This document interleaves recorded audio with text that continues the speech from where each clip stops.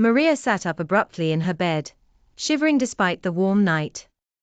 The tapping at her window was unmistakable, a rhythmic disturbance that shattered the stillness. She tried to convince herself it was the branches scraping against the glass, but deep down, she knew it wasn't. Her nights were haunted by visions of a giant black wolf, looming outside her window, eyes glowing with a sinister luminescence. Each encounter left Maria feeling smaller and more defenseless. The wolf was not content with just watching. Soon, her journals were filled with grotesque sketches she had no memory of drawing, accompanied by bizarre blood symbols. She recoiled in horror one lunchtime, as her sandwich transformed before her eyes into rotten meat, crawling with maggots.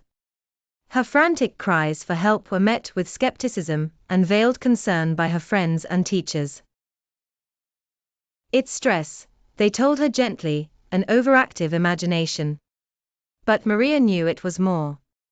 She felt haunted by a presence no one else could comprehend.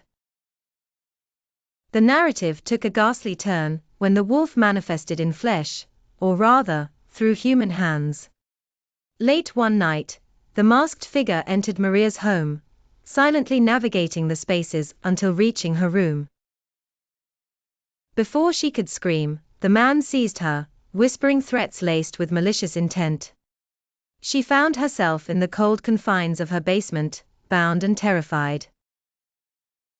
The Black Wolf, he called himself, pulling off the mask to reveal a familiar face from her past.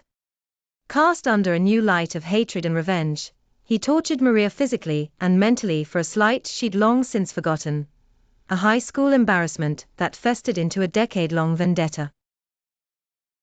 Maria's world blurred between pain and confusion until she fainted, awakening untied. Her captor had vanished, leaving behind no evidence of his heinous deeds.